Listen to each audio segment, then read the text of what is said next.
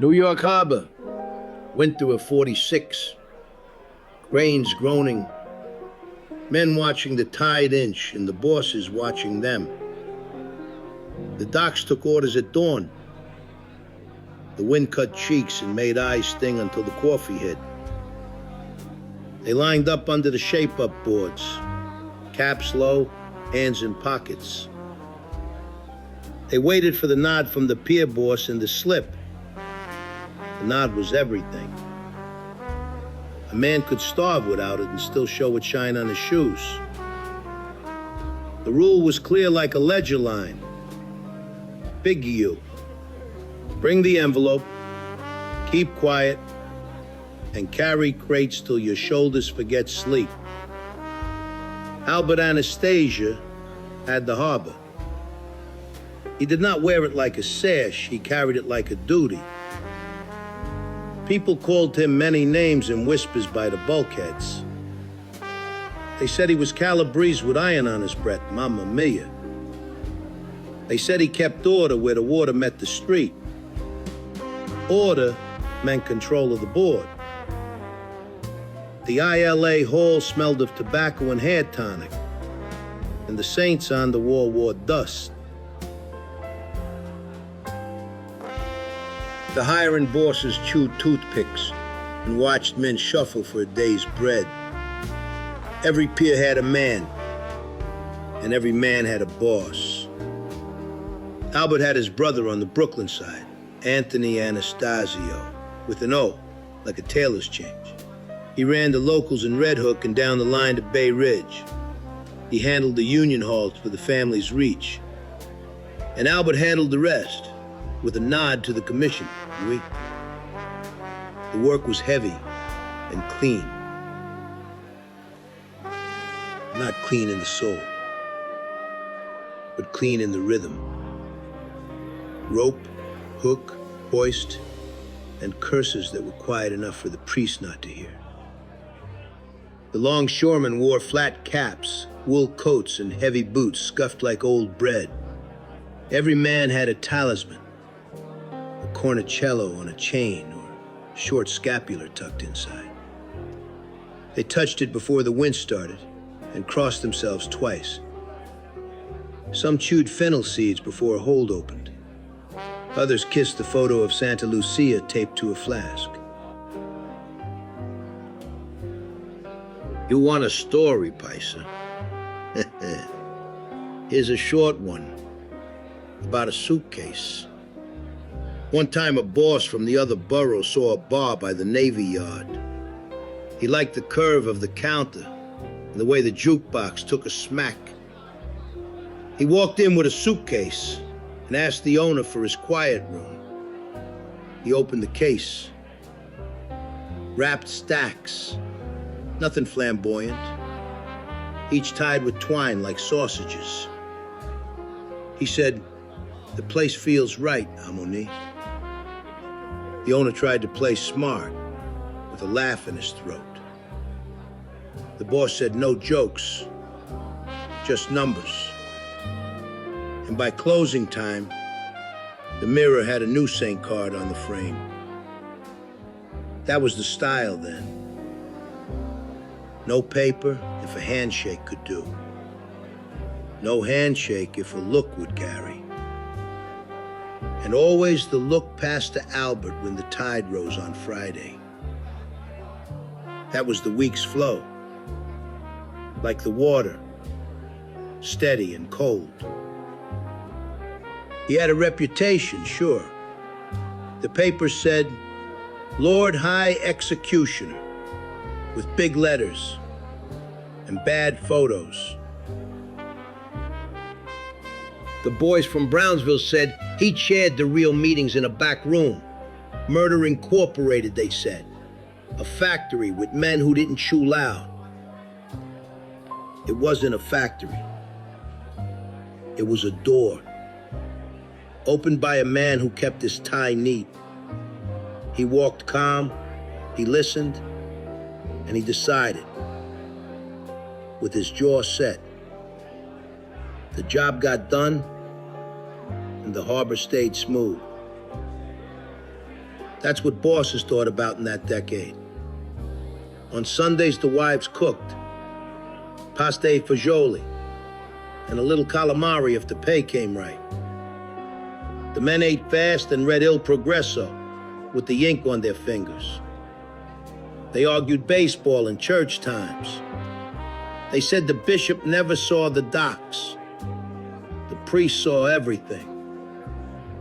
He heard sins that had sweat on them and told the men to be kind at home. He blessed the fishing boats and never asked about the envelopes for the orphanage. He knew which boys to steer toward the post office exam. He knew which doors stayed locked. Anastasia's crews had rules. Keep the violence quiet, keep the money straight, and send envelopes like candles. There was omerta that wasn't shouted, only set like a table. A man spoke when spoken to and swallowed his anger like a hard espresso. There was an initiation once. Back room of a social club off Columbia Street near the tracks. The windows were painted and the radio low with ball scores. They brought a saint card and a pin. They pricked a finger and let a drop fall on old newspaper. They lit the card. The flame moved like a thread. And the man repeated words he had heard since he was a boy.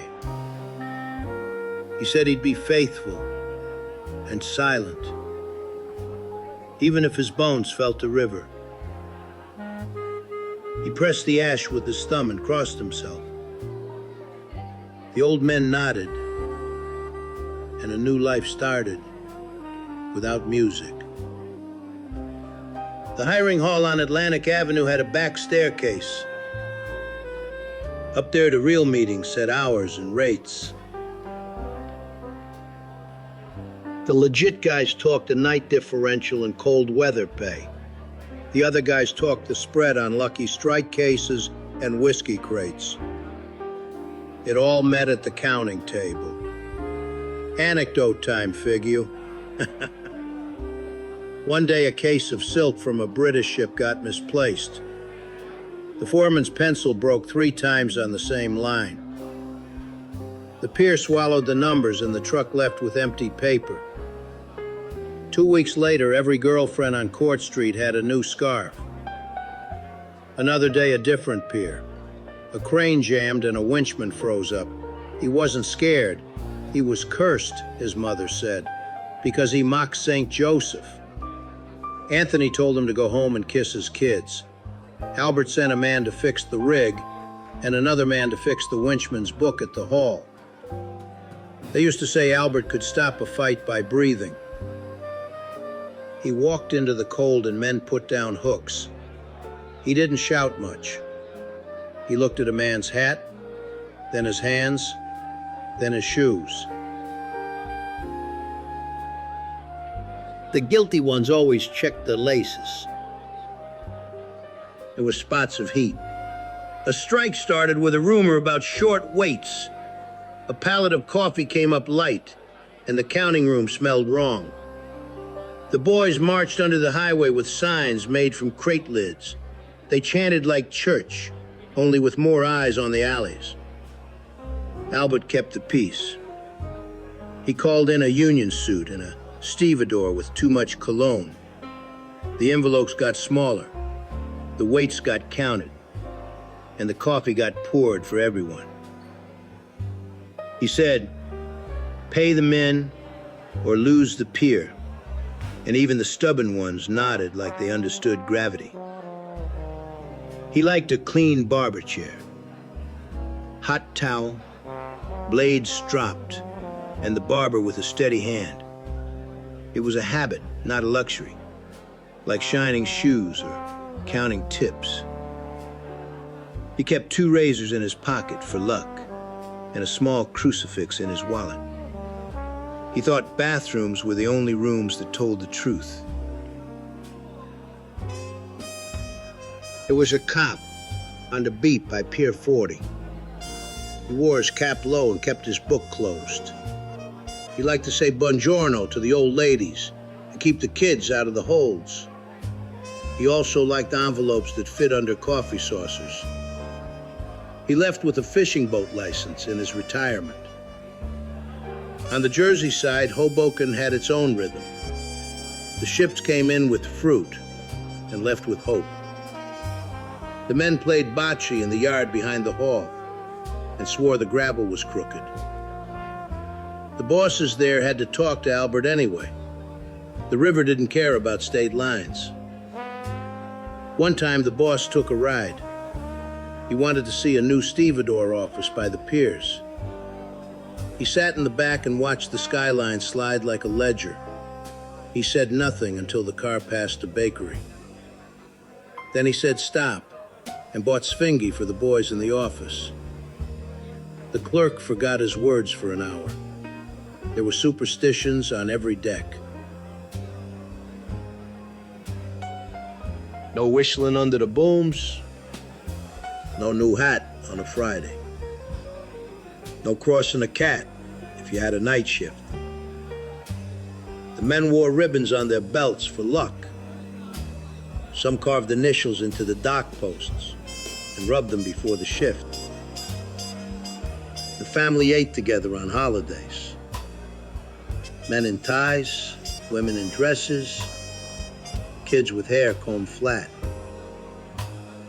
Sausage sizzled and the wine was straight from jugs under the table. The elders toasted the old country and the new chances. They spoke low when the young ones ran past like pigeons. There was a mini-story about a backroom loan. A small-time stevedore got squeezed by a banker with shiny shoes. He went to a social club where the espresso always came hot. He asked for a loan with tears in his voice. The boss said, "Keep your dignity, sign the paper, and pay on Fridays." He paid on Fridays. He paid until the ships changed and the cargo switched to containers. Then the banker retired to Miami, and the stevedore learned to read a new kind of timetable. By then, Albert's shadow had moved, and the harbor found new kings. Back to the heavy. People forget the Mangano brothers. Vincent had the family before the war ended, and he sat like a tailor taking measures. Philip was the quiet one. They had a structure older than the bridges. And then one spring day in '51, the news carried bodies and smoke without a fire. Vincent vanished. Philip got found face down in a patch of reeds. People stared into their coffee and pretended not to count the days.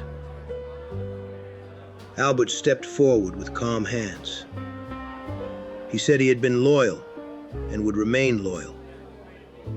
Frank Costello nodded from somewhere with a smile that didn't reach his ears. Albert took the chair. He became the boss and kept the docks like a banker holds a key. He had allies and enemies, like any man with a ledger. He gave out contracts and collected peace. He held the Brooklyn waterfront like a prayer bead. And the money moved like the tide, steady and sure. People talked about the commission. Not the waterfront one, not yet. The other one. The table where the families chewed cold food and made hot decisions. Vito Genovese had opinions then. He didn't like Costello's way or Albert's confidence. He said change was needed like salt in dough. Anecdote, quick and sharp.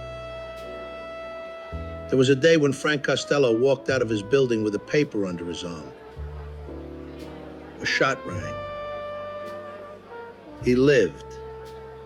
Grazie a Dio. He retired after that, in spirit if not in title. People read the mood like a headline. They knew the next page would be rough. Albert stood with Frank. He stood without blinking. And he took the consequences like a man takes rain. The Allies reshuffled. Carlo Gambino smiled like a cat with clean paws. He sat close. He listened. And he did not show his paper until the end. He shook hands with everyone twice. On the waterfront, the regulators showed. The Waterfront Commission came in 53, blue suits and white cuffs. They asked questions with patience and wrote answers with slow pens. They set rules for the shape-up and the hiring lists. They wanted to drain the river with a spoon. It didn't stop the flow. It made it change lanes. The men still needed work, and the ship still needed hands. The bosses learned to smile for cameras and say the right words. The envelopes got thinner, and the poker games quieter. But the nod still mattered at dawn. Another small story. A numbers runner named Nicky kept betting slips under matchbook covers. He took action near the pier bathrooms while the foreman smoked. He wore a tie clip with a tiny anchor. One day he won big and bought his mother a washing machine. 2 months later, he was working a yard in Newark with the same smile. A union man named Johnny liked talismans. He wore 3 scapulars and a cornicello the size of a thumb. He would not walk under a ladder, even if a hook fell. One day, a barrel slipped from a sling and crushed a crate where Johnny had stood. He had stepped away to touch the saint on the wall. The hall called it proof. The barber shop stood like a shrine. Mirrors on both sides, chairs like thrones, and steam that felt like forgiveness. The magazines had models in swimsuits and a piece about Cuba. The radio hummed an Italian song and then the news. The boss liked it there. He liked clean lines and clean blades. October 57 held its breath. A team drove into Midtown with coats buttoned and hats fixed. They walked into the hotel barbershop like customers. Albert sat down and closed his eyes for a second. The towel felt good, the chair felt steady, and the world felt too quiet. The mirrors played tricks. People said he mistook reflections for men. Others said he only had time to stand and move a hand. Shots cracked like small doors. The towel fell, the barber froze, and the floor learned a new stain. The city didn't slow. It never did. They drove away calm. Calm like men who knew the corners in the traffic lights. People named names. Some whispered about Gambino and Genovese cutting cards in different rooms. Some shrugged and said the harbor has no memory. But the piers felt a chill that week that no jacket could fix. After that, the family shifted. Carlo took the chair with quiet shoes and a long view.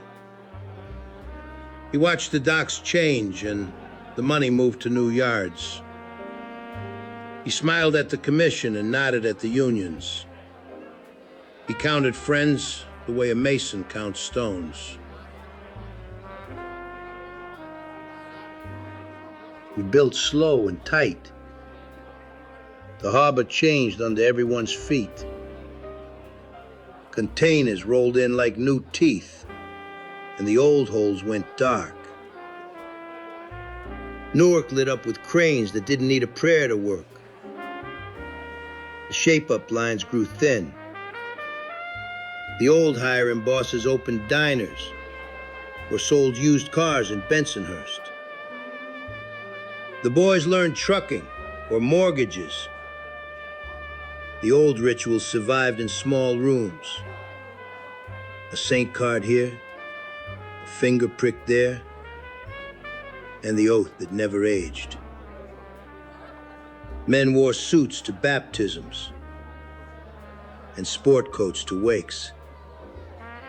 They placed a folded bill under a widow's plate and called it respect. They kept their mouths closed even when the room grew loud. Another anecdote from the river. A watchman once heard a splash behind Pier 42.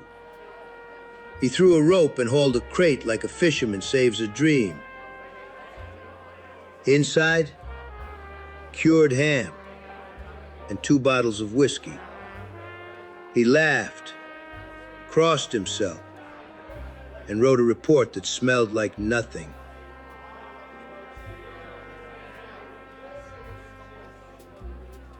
He retired with a medal in a garden. A boy from Mulberry Street earned a favor. He carried a bag for a lieutenant without dropping it once. The bag had nothing but newspapers and a day's racing forms. The boy got a job on the pier and a chance to join the union. He grew into a man who never forgot to send fruit to the old lieutenant's wife. There were darker bits, always. Men disappeared into the city like coins between cushions. Letters came back without signatures. Wives sat in kitchens with rosaries and no stories to tell. The church whispered comfort, and the men bought candles until the wax left scars on their fingers. Albert's name stayed heavy. In Red Hook bars and in the corridors of the union halls. Some called him a butcher with clean cuffs. Some called him a keeper of order in a wild trade. The truth sat between those chairs like an old man with a cane, saying less than he knew.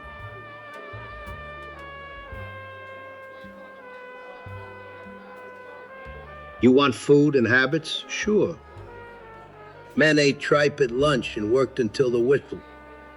They drank Anisette after dinner and argued about card games. They ironed shirts on Sunday night while the kids slept. They polished shoes with spit and pride. They stapled church raffle tickets to the fridge with a magnet shaped like a fish. The clothes said something back then. Heavy wool in winter, linen caps in summer, and overcoats that hung like promises. The bosses wore double-breasted suits with lapels wide enough for a breeze. Their ties were neat, and their shoes paid for in cash. The longshoremen folded their caps and put them in the back pocket at Mass. The superstitions were not jokes. A man would not call another's wife by name if the tide was going out. The left shoe always went on first before a shift. A silver coin under the tongue before a hearing at the commission.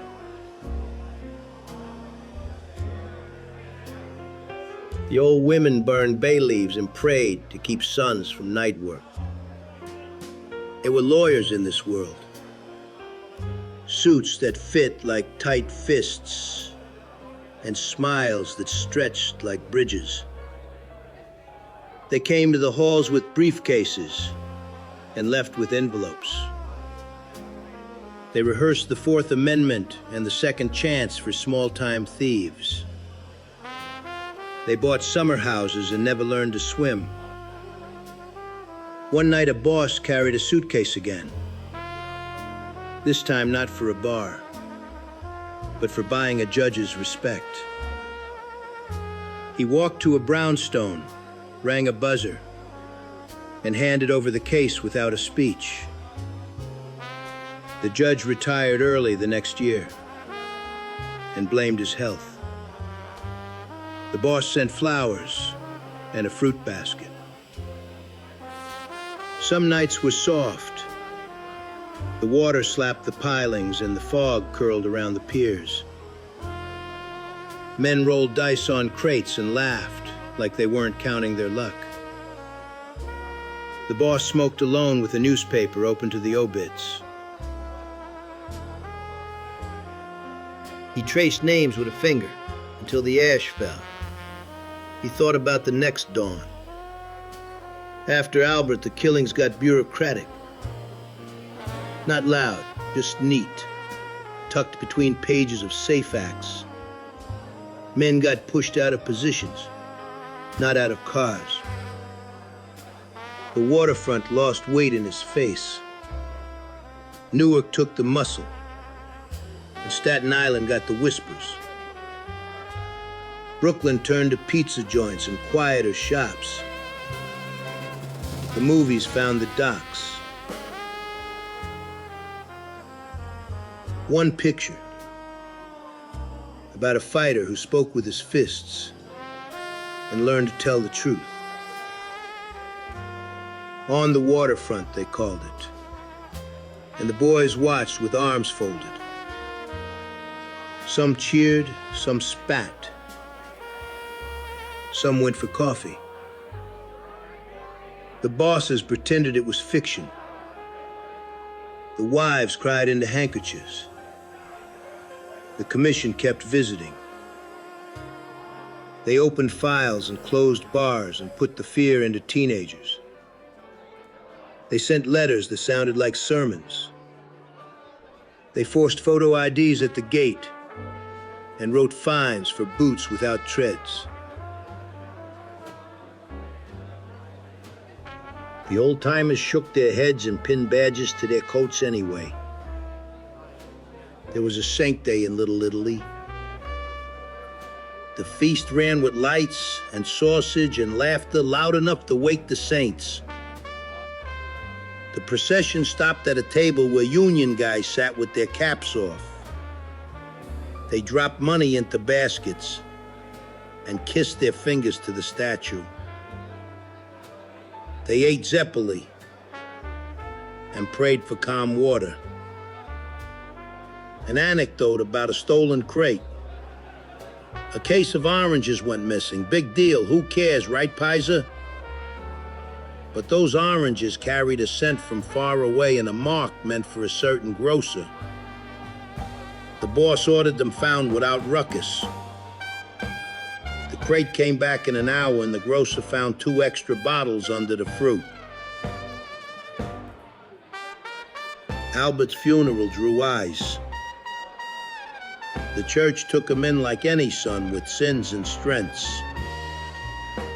The men wore black, and the women wore veils that shook in the wind. The cops watched from corners and wrote plate numbers in neat rows.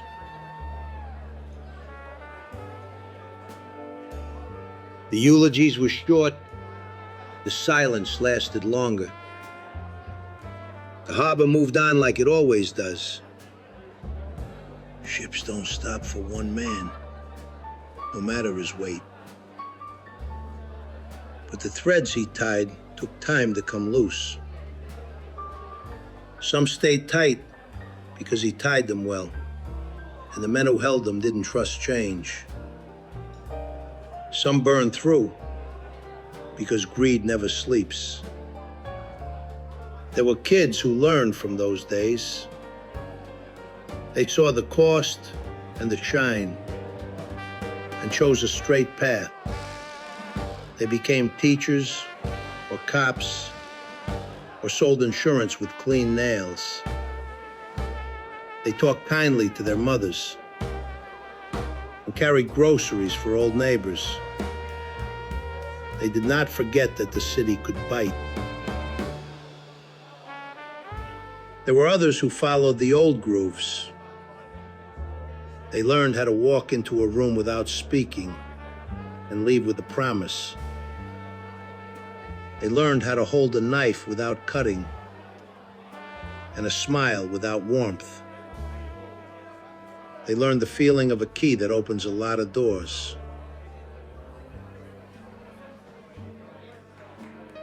They learned the taste of regret late at night. The noon whistle used to hit like a bell in church. Men dropped hooks and unwrapped sandwiches with peppers. They shared bites and jokes about bosses and taxmen. One always told the same story about a fish he didn't catch. Another always carried an extra orange for the quiet guy. That was a code, too. This world had rituals inside rituals. A toast before a bad job. A check on the rope before a risky lift. A visit to a sick man's wife with meat and cash. A hat tipped to a widow at Sunday Mass. It kept the city from jumping the tracks. People asked if Albert laughed. He did, when a joke was clean and the timing right. He laughed with his eyes half closed and his shoulders still. He did not slap backs. He did not clap. He smiled without teeth and then wiped his hands with a handkerchief. He carried his temper like a match.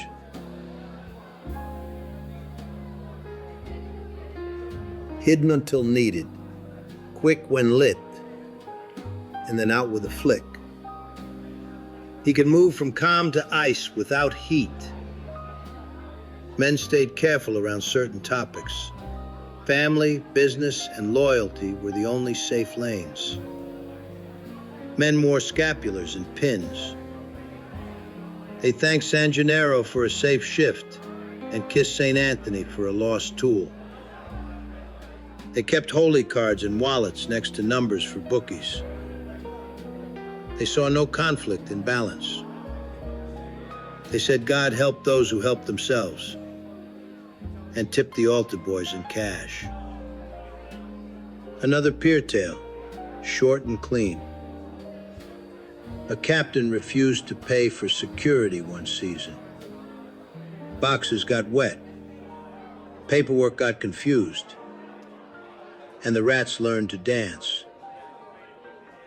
The next season, he paid on time. Every time. And the rats forgot the route. He retired with stories in a house near Rockaway. There were shirt-sleeve meetings in basements. Men with rolled cuffs and nicotine fingers talked policy and piety. The boss listened and picked his teeth with a matchstick. The air smelled of tomatoes and machine oil. Decisions rolled out like sausages, links tight and even. Albert's barber was an old paisa. He cried after the hotel and closed his shop for a week. He kept the chair polished and the blade oiled anyway. He said every man deserves a clean shave and a moment of quiet. He kept Albert's towel folded in a drawer until his own funeral. The Irish controlled some docks, and so did the Jews. It was a city, not a trap, and the money moved through every hand that knew how to count. Deals crossed streets and bridges. Respect went farther than a flag. Names changed at Ellis Island and changed back at the bar. Food at meetings mattered. Cold cuts, olives, cheese, and bread with an honest crust. Coffee that would wake a sailor, and wine that wouldn't make you see things. Donuts for cops, and sfogliatelli for priests.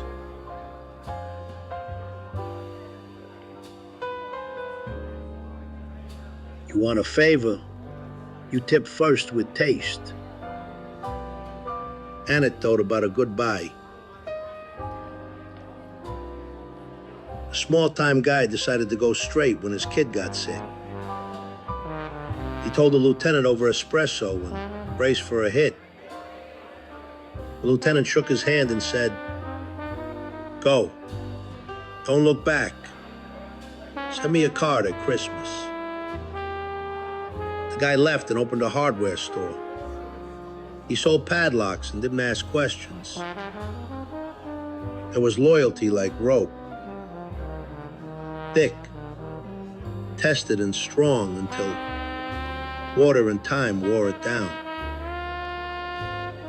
Men kept pictures of bosses in wallet corners alongside saints. Wives kept secrets from sisters. Daughters married barbers or accountants to break the line. Sons swore they would never carry a hook, and sometimes they kept it. The waterfront had a sound. Seagulls, horns, boots on planks, and men laughing through tired teeth. It had a smell, too. Coffee, diesel, salt and cigarettes. It had a look that never hit the postcards. Chipped paint and proud backs. It had rules you learned with your hands.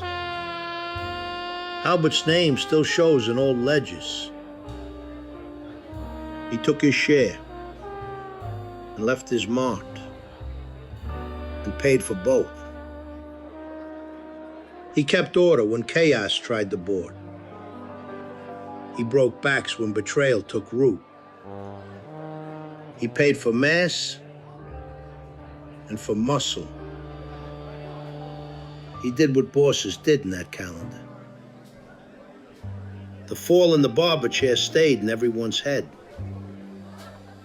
Men checked mirrors twice after that. Some avoided chairs entirely and shaved at home with cold water.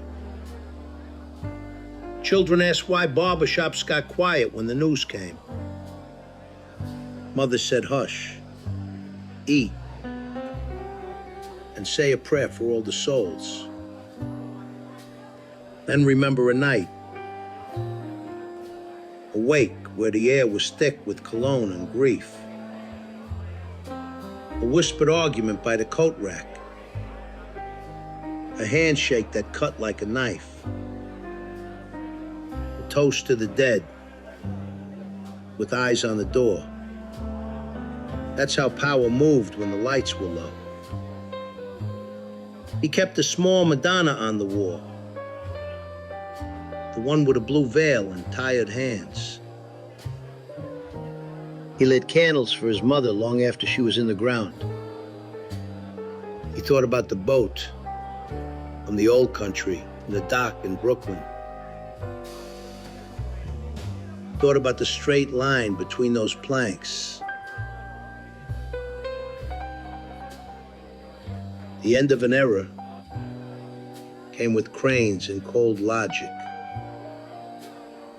No one asks for a nod from a machine. No one slides a bill into a conveyor belt. The harbor grew taller and colder, then found new rackets and new corners. The old ones kept their stories like sweaters against winter. An anecdote and closed the book a little.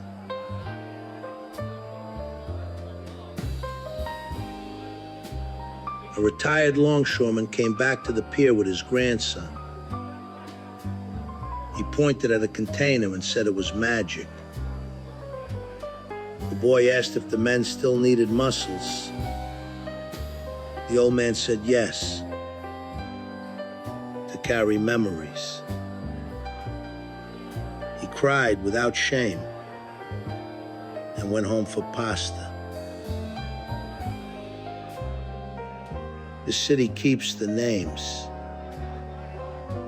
In barrooms, in courtrooms,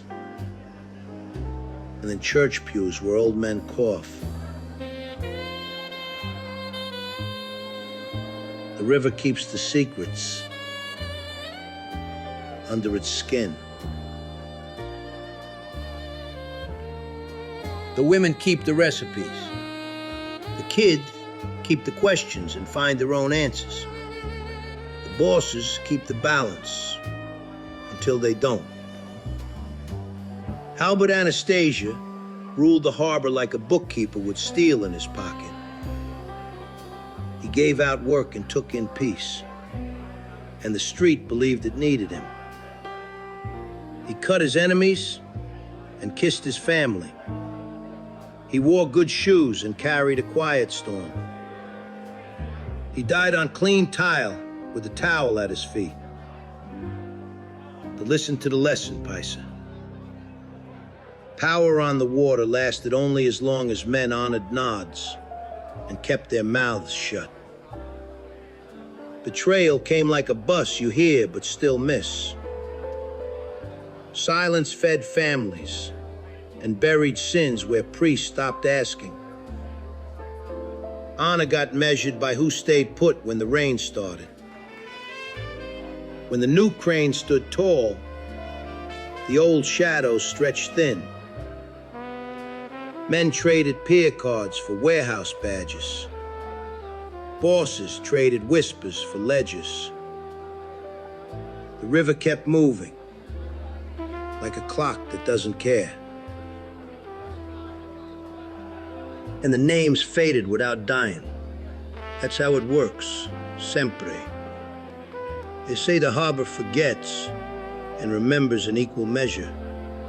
And the dock planks hold both the weight of labor and the light steps of ghosts who check their hats and look for a chair that is still warm. I'll